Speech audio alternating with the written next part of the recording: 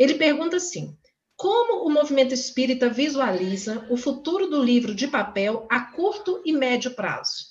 Como é que você avalia essa questão, Beth, dos livros digitais, dos e-books e do livro de papel? Ah, mas olha, que bom que você fez essa pergunta, né? Porque isto também é alguma coisa que existe, assim, ó, uma questão sobre isso. Existe um ir e vir de avaliações. A gente acompanha mensalmente os scores, né, as avaliações, os gráficos do SNEL, que é o Sindicato Nacional dos Editores de Livros.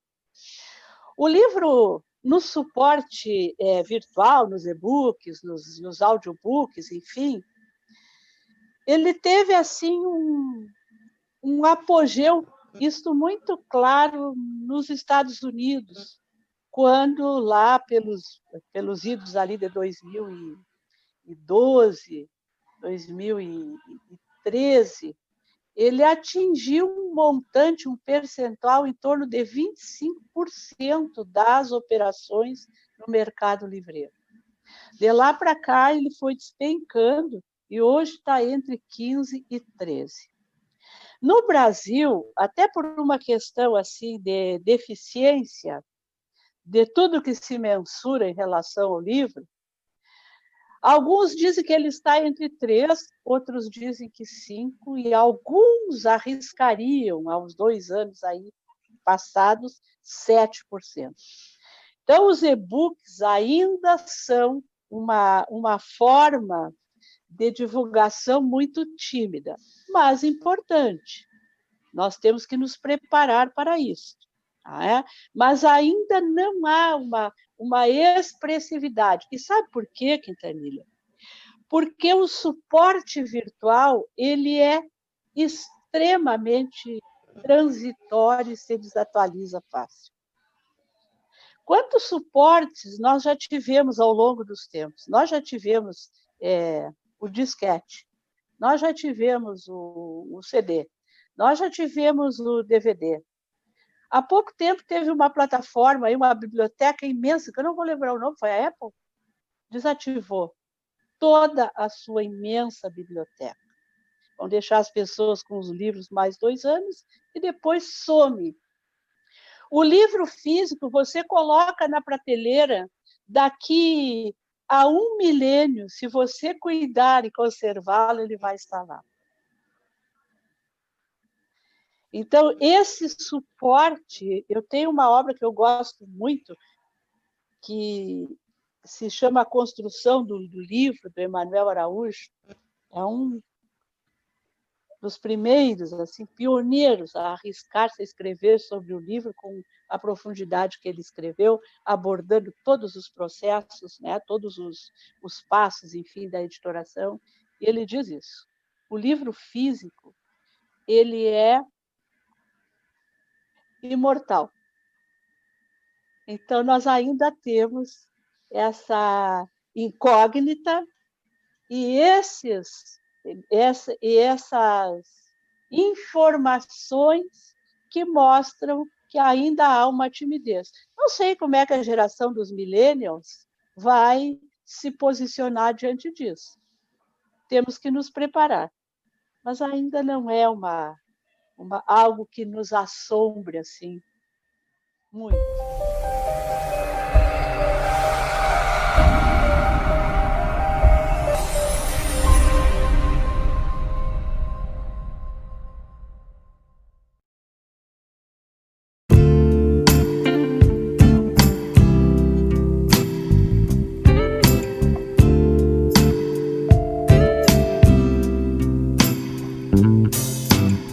Ela comenta sobre os preços absurdos dos livros espíritas e que eles não são disponibilizados para baixar ou oferecidos com preço mais acessíveis.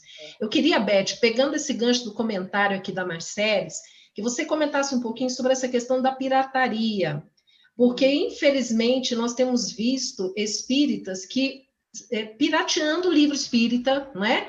Fazendo download de livros espíritas como se fosse algo muito natural, não imaginando que com isso está lesando todo o mercado editorial livreiro espírita. Você podia comentar isso para a gente. Por que, que não se pode deixar disponível para baixar gratuitamente um livro? Né? O que, que ele custa para ser produzido? É verdade. O livro tem custos. Uma capa de livro hoje, um bom designer, ela custa em torno assim, de 3.500 a 6 mil reais, uma boa capa. Uma diagramação fica em torno disso. Uma revisão ortográfica, dependendo do custo das páginas, uma boa revisão, ela fica em torno de R$ 1.500. A doutrina espírita, pela sua nobreza e pela sua grandeza, ela precisa ser oferecida em um formato condizente com o conteúdo que ela tem. E muitas pessoas envolvidas trabalham nisso. Nós temos poucos voluntários na área do livro, porque é um trabalho que exige uma dedicação integral, ler página por página, depois de que um livro já está pronto para ir para uma gráfica, é alguma coisa que necessita de um certo desprendimento, necessita de tempo e tudo mais. Então, por isso que a gente não deixa o livro para fazer download. E assim, Marcele, eu compreendo. Nós temos pessoas com dificuldades para a aquisição do livro, mas eu quero dizer que a ignorância sai bem mais cara e cobra um preço bem mais alto. Eu estudo muito sobre liderança, por exemplo, e adquiro muitas obras que não são espíritas para buscar lá aqueles contextos que possam ser transpostos e conectados com os princípios da doutrina espírita. Nunca encontrei nenhum livro espírita que custasse metade do que eu pago por essas obras. E não as encontro para download em lugar nenhum. O espiritismo é uma ciência, é uma filosofia. E ele não pode ser aprendido brincando. E todo o aprendizado que traz algum fruto para a nossa existência, nós precisamos retribuir de alguma maneira. Se somos espíritas e precisamos aprender doutrina espírita, não renasceríamos sem as condições para isso. Temos as bibliotecas dos centros espíritas, os postos de livros, que colocam obras à disposição daquele público que não tem mesmo condições de adquirir todos os livros que precisa. Agora, nós, os espíritas, no último censo do IBGE, a média nos colocou como sendo os mais cultos e aqueles com um padrão de vida mais alto, a média. Então, nós temos muito mais espíritas que conseguem manter a nossa operação livreira e a sustentabilidade econômica das nossas casas do que os que não conseguem. Então, também é uma questão de solidariedade. Eu faço parte de 2 clubes de livro espírita. Um eu dou para a biblioteca do centro espírita, o outro eu dou para uma pessoa porque eu consigo adquirir o terceiro. E olha,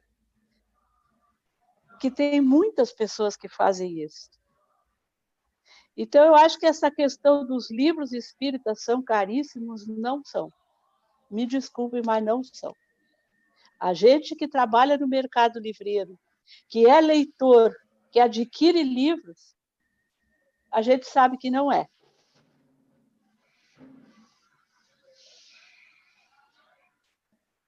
Muito bem.